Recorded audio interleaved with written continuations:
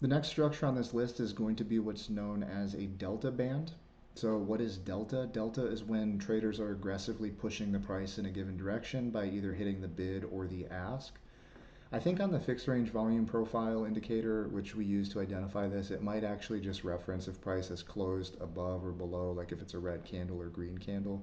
Regardless of the specific indicator you're using, the way that we use this is we set the input to delta, and we see that as we drag this through, there are areas that are either colored red or there are areas that are colored blue. Blue implies that there are buyers that have bid the price up, and red implies that there are sellers who have bid the price down. And so when they're doing that, if the price goes above or below that, they're trapped out of their position. So if you have someone who bid the price up here, for example, right here, in theory, they're trapped, and the market comes back up to that, and that becomes resistance. Same thing when they're bidding the price down. If then the price goes above that, the sellers are trapped, and that becomes support. These levels are very important. You see here, like there's a big giant accumulation of blue delta, and then that becomes major resistance, which is the top of that. We see that the market stalls here but does not reverse from there. We have to be aware of those.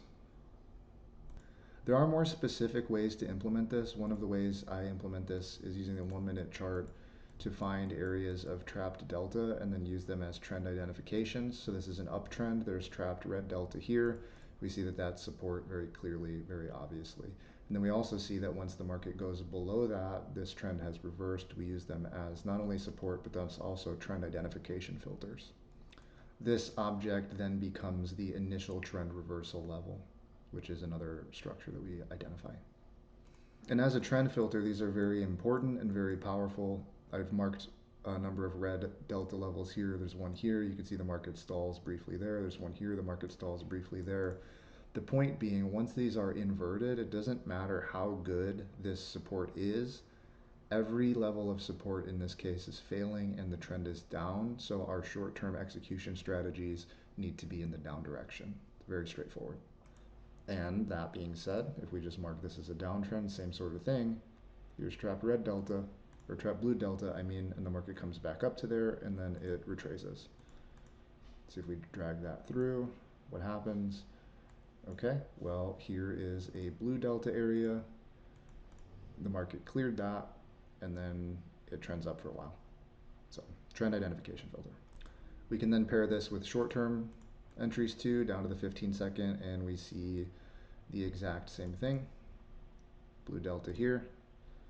This is reversed. Usually I like to go one back, so I guess if we're pulling to this, we could call this the initial level. That's probably actually true, and then once we break that, that actually becomes support there.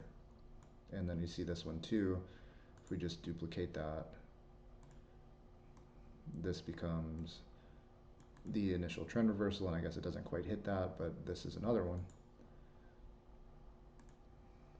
Little red band here, and the market does end up reversing from that one.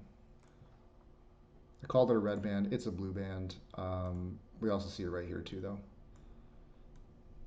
If I can drag the thing correctly. Blue band here, market hits that, goes above that, that becomes support. Not an exact level, but definitely an area to reference, definitely something to be putting on your charts as part of the overall framework. And if we have confluent trends, these are just areas to buy. So this is just a 15-second chart. We have trapped red delta here. Buy it. The market on the short-term time frame does probe a little bit before that, but then we see there's also trapped sellers here, and you for sure don't want to be going short into that. So we use these as areas of reference, and then once this has reversed this, we can trade in the uptrend direction using different entry strategies, but this is a structure that belongs on this playlist. Same thing here. We have a convincing break now of this delta level. That becomes the initial trend reversal. At the very least, this is a two-sided market, and we can be selling up there because this red delta level had failed. We're now underneath this in this case. And although there's reasons to be buying this because of the fair value gap right here, the market does stall there. So if anything, the trade would be from there to there.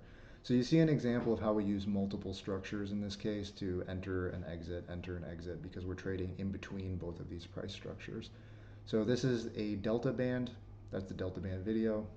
Hope this was helpful.